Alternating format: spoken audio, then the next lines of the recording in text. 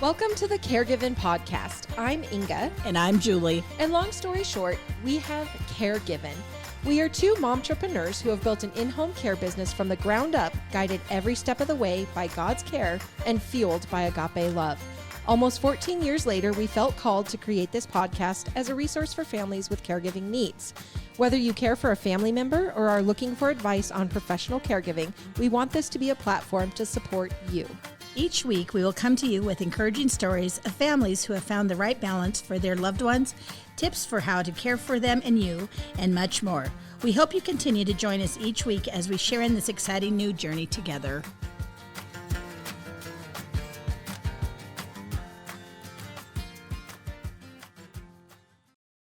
Hello, Sunshines, and hello, Julie. Well, good morning. How are you? I am fantastic. How are you? I am good. I'm really good. How's work been going for you? You know, really good. You have some pretty awesome people that you work with, honestly.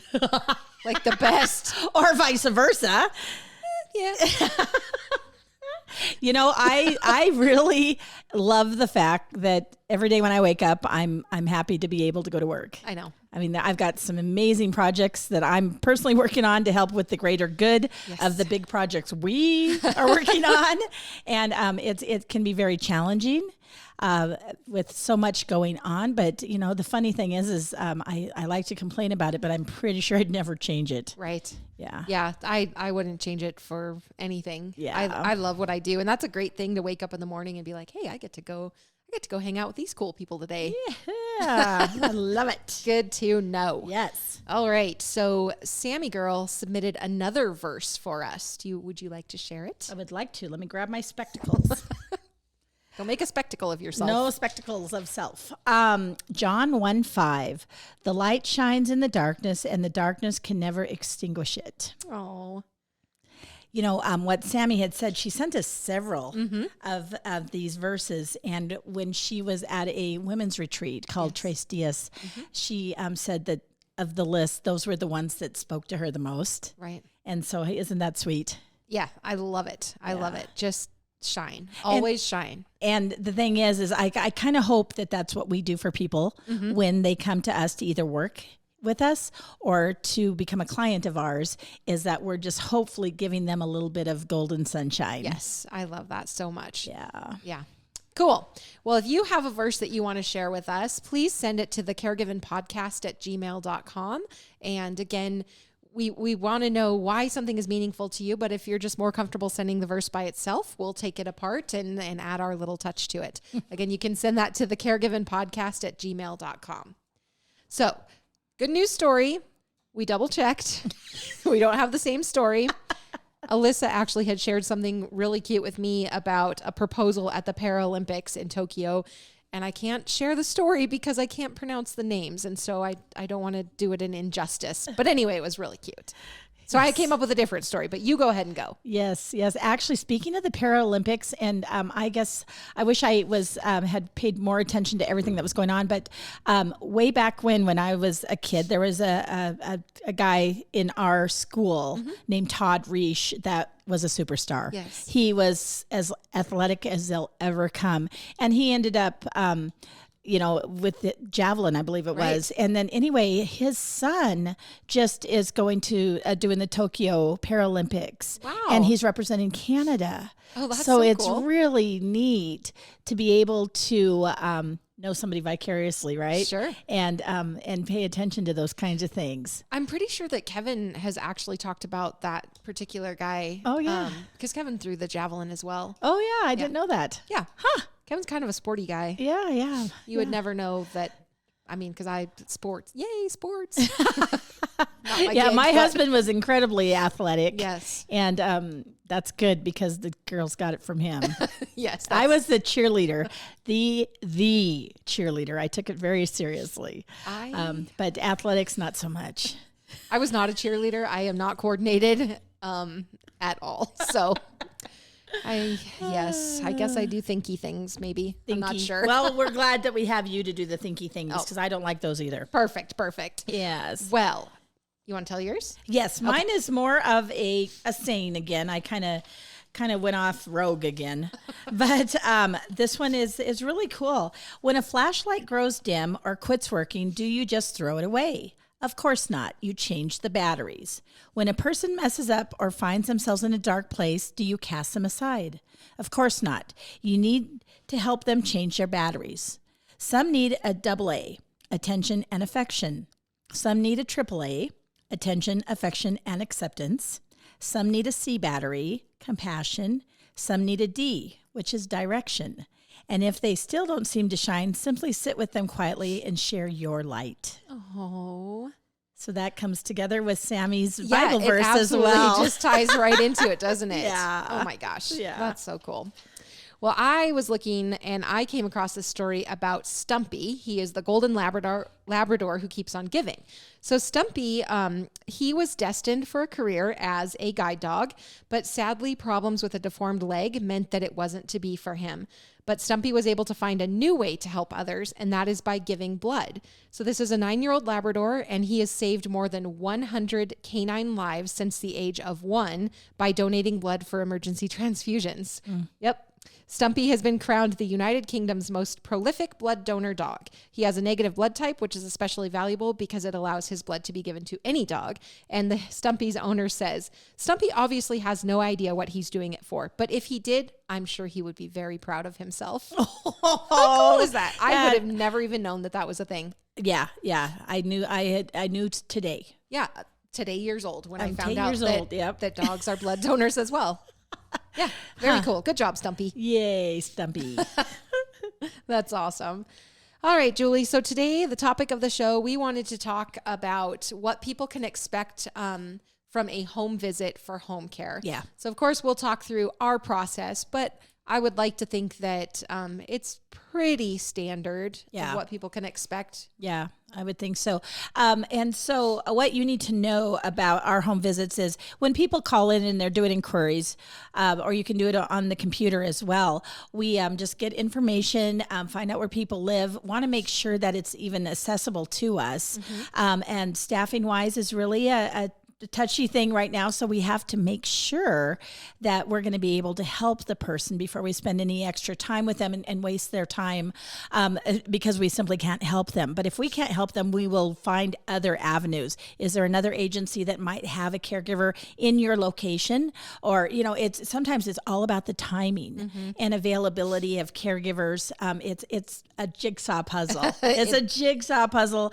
And we just have to put together all of the pieces to make as close to 100% picture as possible. Yes. Yeah. And so what we, Inga and I, and Sammy, when she was here, we do the home visits for our private pay consumers. We also have a Medicaid program and the Veterans program, and that does require a nurse. And they go in and it's simply pretty much the same paperwork, but it's an introduction. One of the things that is really important is that people understand that we, as the office staff, as the owners, are coming in because we're trying to have you meet us, make sure that you like us, and trust is the big word. You've got to trust that person that comes in. Yes. Well, and we oftentimes will actually tell people to have more than one home visit. So engage more than one agency, kind of like an interview process, because you want to feel good about who you have in your home. Right. So that's a good thing to do. And like you were saying, prior to us going out for the home visit, we're going to try to gather a bunch of information ahead of time so that we, basically have a level of comfort that we will indeed be able to help you. Because as we were talking with doctor's visits last time, time is precious, right? So we don't want to waste anybody's time, and we want to be as prepared as we possibly can when we get to your home. Right. And can we gather other resources for you before we go out there? Sometimes people are also working with a home health, or they're working with hospice. We need to know those things, because what we are doing when we're talking with the family is as we're getting all of the particulars about their situation, we are thinking about our caregiver pool, and we're looking at not only skill set to make sure that we're sending the appropriate person to you, but also personality. Because if you don't like the person that comes in, we've just wasted everybody's time. It won't be successful. But the good thing about home care is if you are not a match with the person that comes to take care of you. It's an easy fix. You just speak with your agency and let them know that it's not a good match, and then they are able to replace that person. Yeah, and that's the other thing is we beg of open communication. It's the only way that home care is going to work for you. We are available 24/7. We all take turns being on call, and if something happens in the middle of the night and you need us, we will be there for you, and for our caregivers as well. We never want one of our caregivers to ever feel they're out in the field and they don't have someone that has their back. So that's where also prior to somebody being placed in the home, when we do the hiring, we do a very, very thorough background check. We're bonded and insured, and we just make sure that there's somebody we would send to our own grandmas. Yes, that is that grandma test.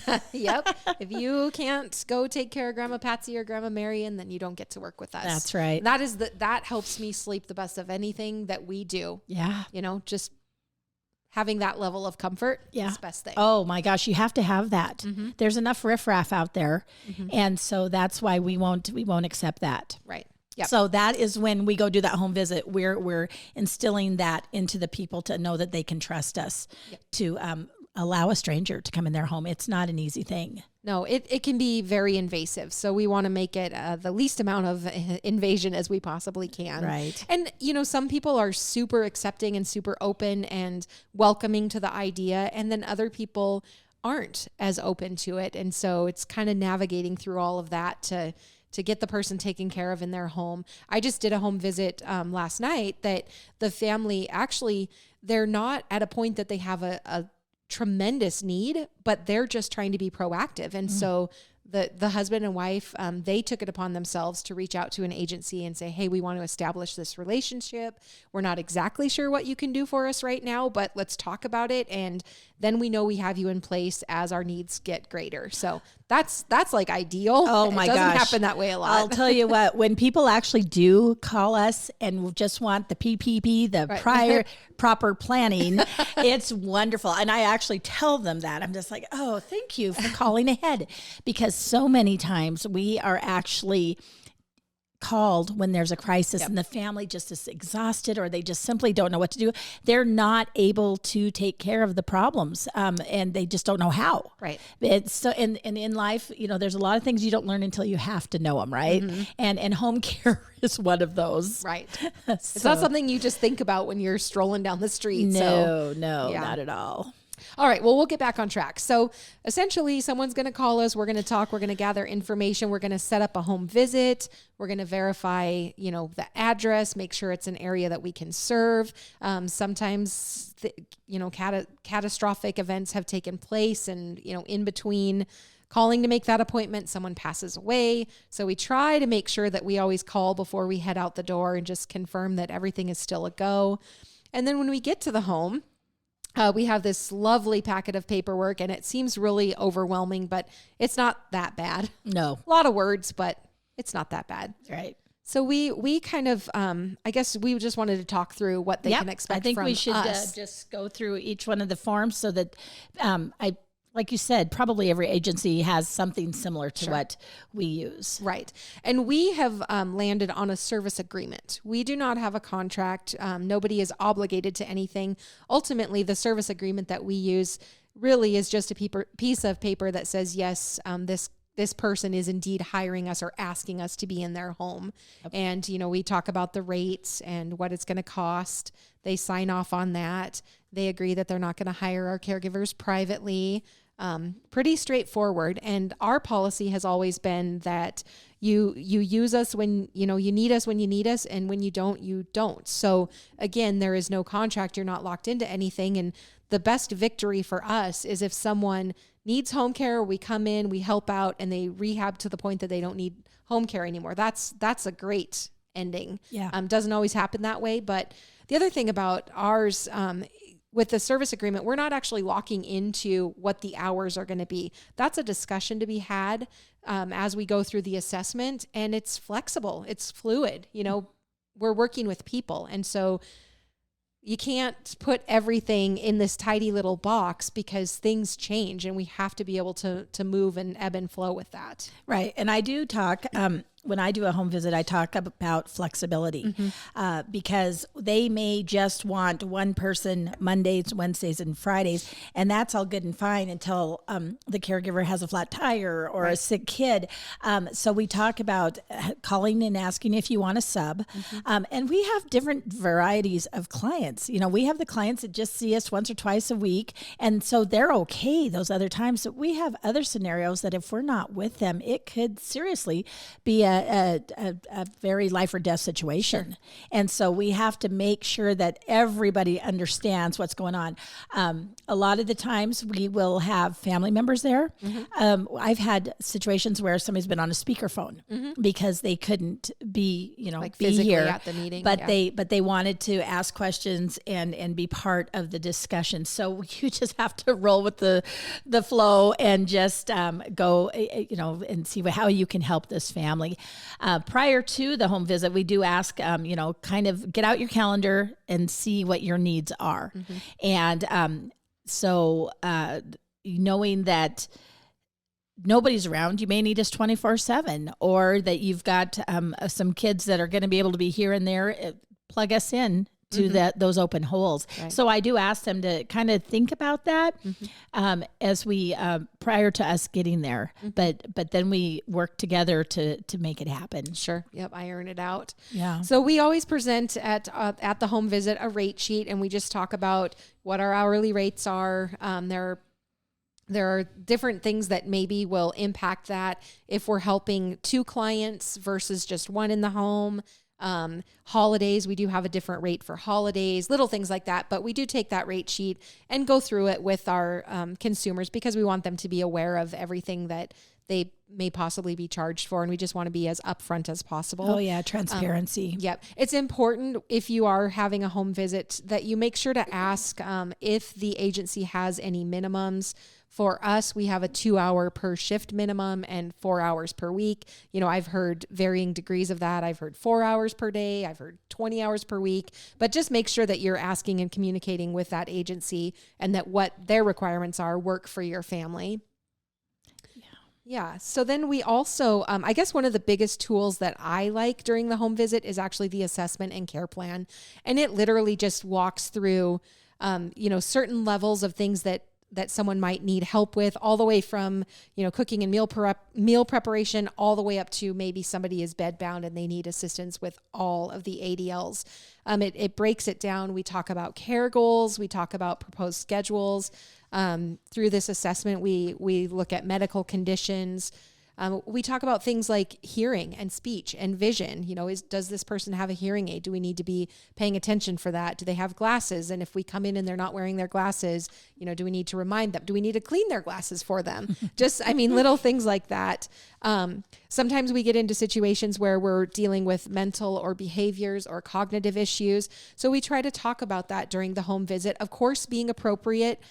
If someone is there that we need to be a little bit, what's the word I'm looking for? Just sensitive. Sensitive to the situation. We can talk through maybe some of the symptoms. We can talk through triggers, things like that.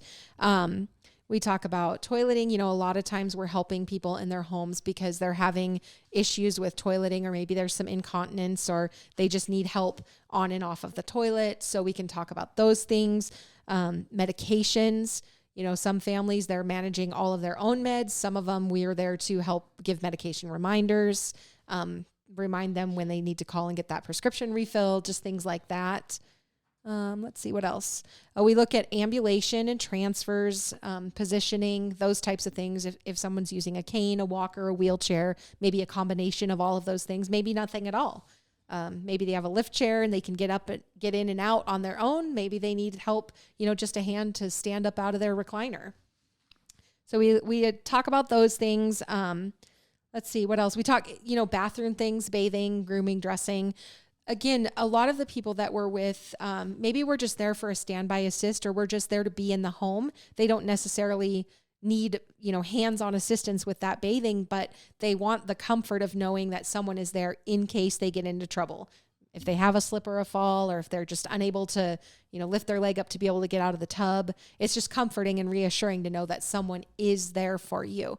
We also talk about when we go through And we had talked about safety in a previous episode, looking at the setup of the home, looking at the setup of the bathroom. Are there things that could be added to what's already there to provide a safer environment, an easier environment for this person to take care of their bathing and hygiene? We talk about meals and nutrition. We have several clients that just want really good cooks. Yeah. Me too. Yeah, me too. Same. So we can do a lot of meal preparation. Some of them will go there every day and help with preparing a meal. Some of them, maybe we go at lunchtime and leave an extra meal for dinner. Some we're going just a couple times a week and making bigger batches of things. But yeah, meal prep is a big thing. And it's kind of fun for me when I get to hear what the caregivers are making for their clients, because it's pretty creative. And I'm thinking, wow, maybe you should be a chef. I don't know. Right.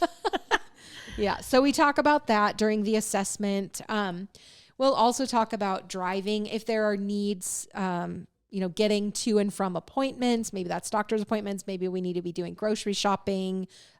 We have one gal that we take care of, and we have to take her to the hairdresser every week. She has a special shampoo that has to be used. And so that's really important. And when we talk about, it's not just getting her hair done, it's a medicated situation with this shampoo. So it's very important that we're there. We've got to be there. And then with driving, we can do a variation of things. Sometimes our caregivers will drive their own vehicle, and some clients prefer that the caregiver drives the client's vehicle because that's that's what they're comfortable with. That's what they're used to getting in and out of. So that's all super, super flexible. And we do we do driving records. Right. And you do those annually, correct? Yep. I mean, upon hire and then annually. Annually, yeah. Yeah. And then we do keep track of insurances. And so that's on Sammy's list of things that she keeps up with. Yeah. And then let's see, we'll talk about exercise. Some people don't even want to think about exercise. Some people have home exercise plans from physical therapists. My grandma, she has her walker. They call it the rollerator. So with her COVID, part of it is, she's got to be taking those big deep breaths. Oh yeah. And then also taking her rollerator for a spin around the dining room table a couple times. So, I mean, it can be like a detailed exercise plan. It can be something very simple. It can be walking down the hallway to the mailbox in your apartment complex. And a lot of times people like to get outside and, when the weather is good enough to do that. So we just try to keep all of those things going. We talk to you during the home visit. We'll talk about light housekeeping. One thing that we have to always make sure that people understand is our service is not intended to be like a Mary Maids or a heavy duty janitorial type cleaning service. We're there for light housekeeping, areas of use, laundry, making the beds, those types of things. But the caregivers like to be busy. So when they're at your home, we do encourage people to, utilize them. You're paying to have a caregiver there. So if there are things that can be done and taken care of, but we also try to keep our clients engaged to the level that they want to be. So maybe a client has reached a point where they're not able to do all of the laundry, but they do want to sit on the couch and be able to try to fold the towels or something. We always want to keep that engagement happening. They're kind of jumping around here, but this is just how the assessment goes. And we talk about sleep patterns. Some, like Julie mentioned, some of our clients were just there a couple times, a few hours a week. Some people were there 24/7. And so we just pay attention to those sleep patterns. So we're making sure to be there at the appropriate times or be available at the appropriate times. We will go through and look at equipment and the environment.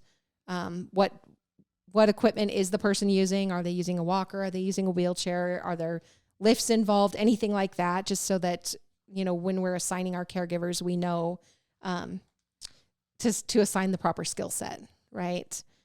Then we talk about if there are any animals in the home. That's something that we've learned actually recently. It's been more common, I guess, with caregivers having allergies, mainly to cats, I think. Long-haired cats. Long-haired cats, yep. So we have to be really careful about that when we're gathering this information at a home visit, because we want to make sure to send an appropriate caregiver. We can talk through daily routines, activities, things that that the person likes to do in the home, maybe things that they like to do outside of the home. We're going to gather contact information. We want to make sure that we're aware of family members who we may be conversing with, if there are any neighbors that we need to be aware of. And then, of course, emergency contacts, and then physician contacts. And that kind of wraps up, for the most part, the assessment and care plan. It's just a good tool to talk through exactly what's going on in the home and really try to sort out what is needed. What can we bring to the table? What are we going to be helping you with? And a lot of times, just like the visit that I did last night, you may not even know what you're really asking for or what you need, but we can sit down with this assessment and write some things down and just brainstorm about what's going to be the most helpful in the home. Right. And no visit is the same. Yes. You just kind of go in there, get to meet the family, and you just kind of talk about the things as they come up. So there's no right or wrong answer. Something that needs to be stressed is that we are not coming in to take away anybody's independence. Right. That is a big issue for some people that say, I have been doing this for 93 years. Why do I need help now? Right. And we're not there to just have them sit on the couch and watch us. Yes. We engage them, like Inga said, to fold the towels, to help make the dinner, to do those things. But maybe they tire easily, or there's some reason they just aren't able to do everything like they did. Sure. So we're just there to be that backup for them. And a lot of times we're just there to encourage or motivate people to eat, and to drink water, to exercise. If sometimes also what families need to know is, and they always just shake their heads because they can't believe it. They've been fighting with mother to do her exercises or get into the tub. We come in and she'll go, okay, let's go get in the tub. And they're just like, what? What the heck was that? But that neutral person is sometimes the key to getting some of these tasks done that the family's just been fighting about the whole time, and people dig their heels in. But that neutral person is really a big deal. The other thing Inga said is we're not the Merry Maids. People need to understand that. And we are there for the body. We're for the person. And we're not a taxi. Right. That's the other thing. The other really big important thing that families need to tell us, please, please, please be honest. We've had situations where I've done a home visit. I thought I knew the whole story. Sent the caregiver there the next day, and afterwards she called me and said, what the heck was that? You didn't tell me about this or this. And what it was they hadn't told me that Dad was a pretty significant drinker. And so I thankfully had sent in somebody that was able to understand that disease. And so when I called the family, I was like, hey, you forgot to mention that there was a little bit of this going on. They were like, we didn't think you would help us. And I said, actually, thankfully we sent you the right caregiver. Right. But we've got to know, be honest, we are not here to judge you. Not at all. We're here to help you. We are here to help you. And another one is, we've got to be real careful. If there's any kind of behaviors that are cognitive, are they starting to act goofy when the sun starts going down because they have sundowners? These are things you've got to tell us, these intimate things. I've had to look at a grown man and ask him if he wears Depends. And I just said, I'm so sorry I have to ask some very intimate questions, but it helps me to understand where you're at. And, they get that, but it is very embarrassing for some of them. For sure. But like you're saying, honesty is so important. And I don't know that there's not been a situation really that we weren't willing to try. I think for a long time, our agency was known as being kind of like the firemen. Right. Didn't matter what the situation was, when nobody else was able to be successful there, we were like, bring it on, let's do it. Yep. So just helping us with good information or helping your agency is so important. And like you're saying, thankfully on that situation, you sent the right caregiver. But we learned a long time ago, and I'll clean it up a little bit. There's a butt for every seat, right? So there's a caregiver for every client. Yeah. There's a client for every caregiver. And we just need to know what your needs are and all of unfortunately, the down and dirty nitty gritty about what's going on, because that's how we're going to know how to best family dynamics. Yeah. Family dynamics are a big deal. Yes. Everybody's got one in their family where there's a kid that's been naughty and they're not supposed to come around, or when they do, we have to be very careful about what we say because they're sensitive about something, or, knowing that will help us help the family be successful. Yes. For the good of the mom or dad or whoever we're taking care of. Yep. And one other thing, I don't know if this is the right time to say it, but just because we call ourselves home care doesn't mean that it's in the home always. Right. We will be where you need us to be. We have gone to the nursing homes, assisted livings. We've sat with somebody in the hospital, and that's when the family needed us. That's where they needed us. With the family, Grandma had pneumonia, and she was just so loved by the family, but none of them could take any more time off from work, so they hired us to be there, so she was never alone during that time. We've actually flown people to a doctor's appointment in Seattle, and the caregiver went. Yep. So it's random. Yep. It's awesome. We just really, truly, when the phone rings, we never know what kind of an adventure we're going to go on. Right. Yeah. We've done just some wild things to help people be safe in whatever their home environment is. Yeah. And, nothing will surprise us. I don't think there's anything out there that can surprise us. So we got to be careful when we say that. Well, though. This is true, but it's just when I think I've seen it all, a new twist comes out, and I'm like, "What was that?" Nothing we can't handle. Right. There you go. Okay. Well, back to kind of the paperwork. Something that I think you will get from any agency is going to be your notice of privacy practices, essentially the HIPAA information, and just an acknowledgement that the agency is not going to share your protected health information. You sign it anytime you go to the doctor's office, and it's a lot of words, but basically we're not going to talk to anybody about you that doesn't need to know. We happen to use a system that's a telephony system for our caregivers. And essentially from the client's home, they will call an 800 number to clock in. And then when they're done, they will call that same 800 number to clock out and update what they did during the shift. It's a really cool thing. It's a great accountability piece. And basically because those caregivers are not coming to our office necessarily, we want to make sure that they're accountable to those shifts, and that the clients have a level of comfort that, they can't be clocked into a client's shift, but, not actually at that location. So that is one piece of paper that we have in our home visit packet, is just that the client authorizes us to be able to use that telephony system. It's great. It makes it a paperless time card essentially. And we're able to, if we're working with long-term care insurance companies, it's great because we can print out, what the tasks were that got completed and be able to fax those on or send those on to long-term care. It's a really great system. And honestly, now, I guess it's referred to as an electronic visit verification. But basically we started it back in 2013, I think. And again, it's just an accountability piece, and it gives us comfort and peace of mind that the caregivers are where they are. The other great thing about it for us is it is a real-time system. So as we're looking at it on our computer screen, if a shift is scheduled and a caregiver has not clocked in within 15 minutes of the scheduled time, that shift in the system is going to turn red. So it's like a big warning sign to us to say, hey, something's going on. And most of the time it's something simple. Maybe they got to location and the person was in the bathroom and needed immediate assistance, or maybe they got to the home and the person was on the phone so they couldn't call and clock in. But anyway, it's a good system. We like it. It keeps things really clean. So we'll have that in ours. Release of medical records.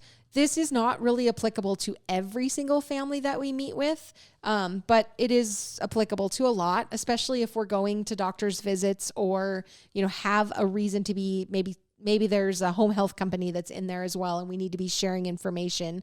So we will ask for a release of medical records unless there's like the visit that I did yesterday, there's really no need for us to have any of that information or be corresponding with a doctor's office. So in that case, we don't need it. But if it's a long-term care insurance client or somebody that is on VA or somebody that's on Medicaid, we will have them sign a health insurance claim form, just ultimately giving us permission to bill on behalf of the client. So that's what that form is. I'll let you talk about advanced directives. There's one on the service agreement, there's a spot there that asks about advanced directives. And basically what we use that for in home care is if we come into the home and there's a medical emergency, what are your wishes? Do you immediately want us to call 911? If they're on hospice, we don't call 911. And so we really have to make sure we understand what the family's medical, the wishes for that person would be if there was a medical problem. So we do have a form that talks about advanced directives because sometimes families use us as the person to talk about the white elephant in the room. There are times that somebody doesn't want to talk about end of life because it's never going to happen to them. Mm-hmm. They're always going to be healthy and strong, and that's not the case, right? Yep. And so it helps, and it's a form that I will leave them to say, here, why don't you read on advanced directives? You guys need to get started on this. Mm-hmm. Or if there's cognitive issues, you better hurry before there's any more mental decline. And but it's a really good tool to help people start that hard conversation if it hasn't been addressed already. Right. What truly are your wishes? Yep. In that type of a situation. Right. So we'll talk to you about that during a home visit. We do go through a home safety inspection. We've talked about that in the past, but basically just do a walkthrough in the house, make sure that everything is safe and in working order. We're able to, make some recommendations if there are things that we see that maybe could be changed or added to the situation. Yeah, and if somebody's coming home from the hospital and they're going to have home health besides home care, we always, if they're going to have PT or OT, we always defer to them because that is their niche. Sure. But physical therapy, very often, if we need to, we offer to help come to the visits that the physical therapist is doing in the home so that we will be able to supplement when they're not there, because they only come 2 or 3 times a week for a very short time. And so maybe we can learn the exercises. Like if you have a shoulder injury, we don't want to be having you do this when your range of motion is really right here right now. Mm-hmm. So it's very important for us to listen to the experts in the field. Mm-hmm. But that home safety inspection is the general stuff. But if somebody's coming and there's the very big transfer issues, we will make sure that they've asked all of the right questions to physical therapy, occupational therapy, all of those. Mm-hmm. And then we will work as a team with all of those agencies. We really enjoy having that teamwork. Yes. It's the village concept, right? Village, yes. Yes. Basically, we work with a lot of people, a lot of other organizations for the good of the client and making sure that, we're helping to, like in the physical therapy or occupational therapy, we're doing things the way that this person has been taught to do them and so forth. So that's awesome. If we have a person that has a long-term care insurance policy, we do have a form that we'll go through in our home visit, and it just talks about the activities of daily living and maybe incidental activities that we'll be doing. It's just it's a brief form, but it just helps us report back to the long-term care insurance company what specifically we'll be doing with activities of daily living. And then something that we leave with the client is the emergency medical information form. And essentially it's not mandatory that you fill it out, but it is just a form that we generated in conjunction with our local fire department. And it's information that they say is most important if they come into an emergency situation. What information will help them to know about you. There's some health record questions. There's, questions about, have you ever been treated for certain diseases, emergency contact information. It's just something that you can fill out and put, on the table or put it on the refrigerator and ultimately be a good tool in case of emergency. Right. The other thing that you can do is if we know exactly what is going on in the house, we have some educational tools that we can also bring. Mm-hmm. I don't know if it's a Daily Interlake now, or it used to be the United Way that does a really nice yearly book with all of the different resources of every nonprofit and church and everything that you need to know in one little handout. Yes. And then also we have a friend of ours, her name is Bonnie, and she was actually the caregiver for her husband who had Alzheimer's, and she had kept a journal. And within that, she had written up a very sweet read on just tips and tricks on how to live with somebody that's got Alzheimer's. And so if I know that somebody's going to be dealing with those issues, we try to help people along the way with education, because we find a lot of times that people don't have any idea how to be appropriate with somebody with confusion.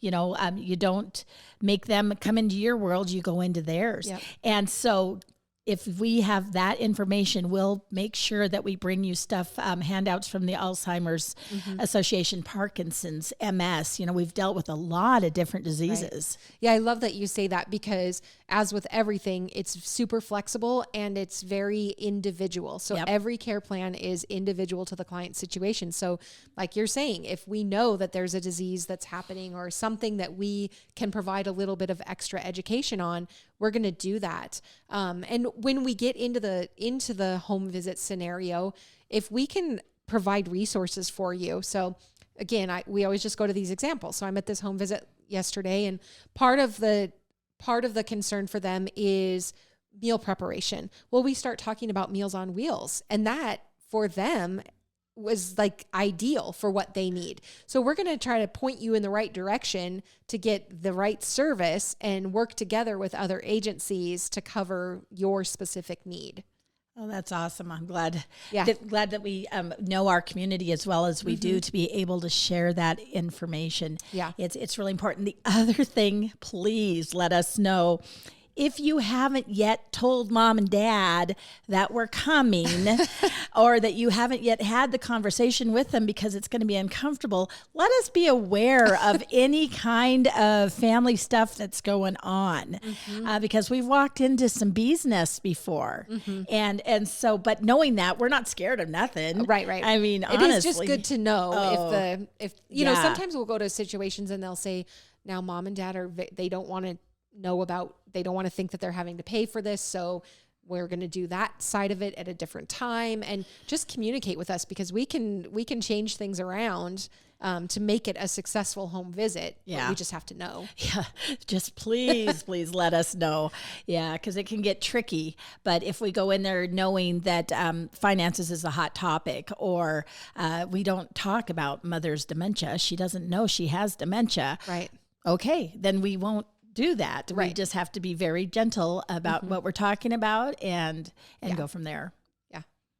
Yeah. And I guess the other super important thing to know, at least with our agency, is just because you have us come out and do a home visit, that doesn't mean that you're stuck with us forever. Right. So we want you to be, because we want to be your home care agency, but, there's no obligation. We truly just want to come and meet with you, see if we can brainstorm, put together, some type of a care plan that will help your family. And, you know, if you're just wanting to gather information at this point, but you're not ready to move forward with services, that's fine.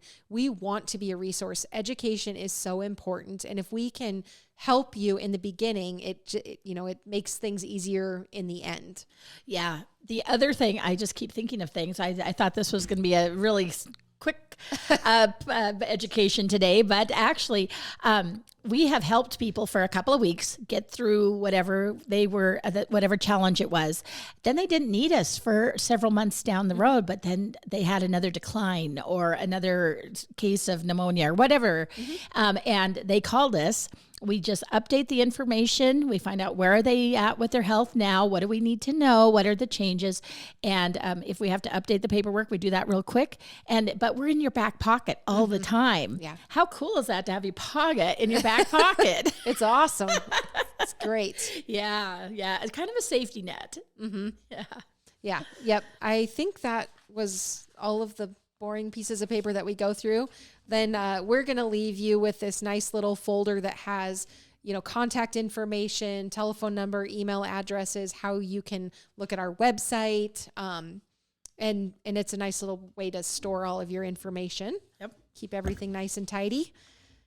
Yeah. And then a lot of times we'll leave a home visit and we'll have a schedule and, get back to the office and we're just immediately ready to get scheduling on that. Sometimes, a family is gathering information. They want to talk to other siblings. Yep. Or, maybe we leave and we think we have a plan, but then we get a call the next day, like, well, we thought Tuesdays would work best, but actually think it's going to be Wednesdays. All of that stuff is so flexible.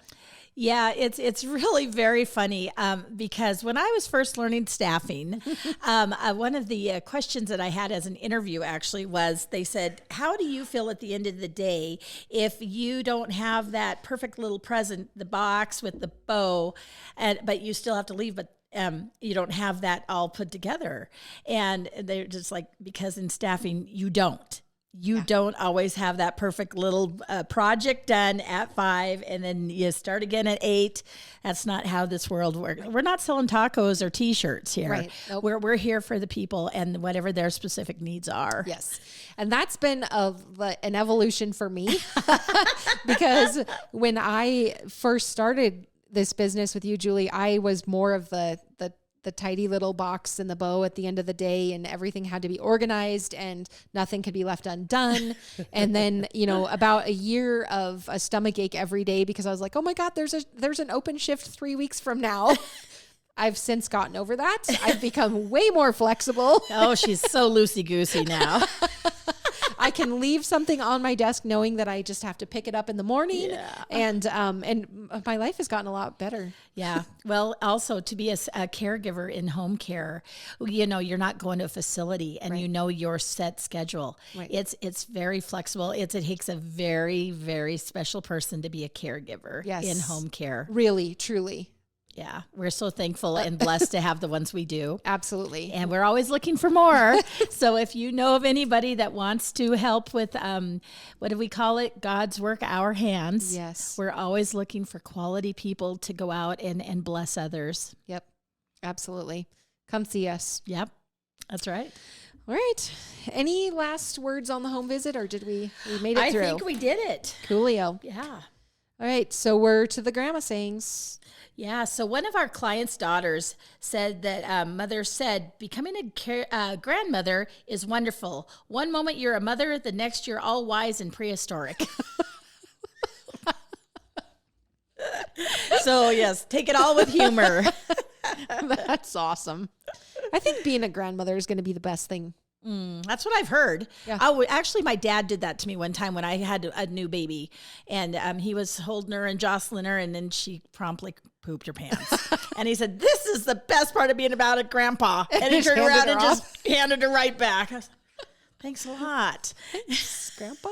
Yeah, I think that's going to be great. Especially like when they get about toddler age, when we can do stuff. That's like my kind of kid. So yeah, your kind of kid. I'm sure I'll have lots of grandma sayings once I become one. All right. Well, if you have a grandma saying or a grandpa saying, something you'd like to share with us, please submit it to the caregivenpodcast@gmail.com. Be sure to subscribe. You can subscribe to our podcast on Spotify, Google Podcasts, Apple Podcasts, YouTube. Leave us a review. Share us with your friends. Please consider joining the Apaga Care and Share Facebook group. We really want to get that up and going and just be a resource for people to go and just collaborate and talk back and forth about situations and scenarios so you're not alone. What else? You can see us on TikTok and Instagram. We're everywhere. I guess so. Yes. It's been so much fun. It really has been. Yeah. I mean, they're kind of cringy, but the TikToks, but it's okay. Oh, Lord. They make us laugh, and that's the most important thing. That's right. That's right. Bring the joy. Bring the joy, always. All right. Well, I guess that's it. So peace out, Girl Scouts. Yep. Have a super day.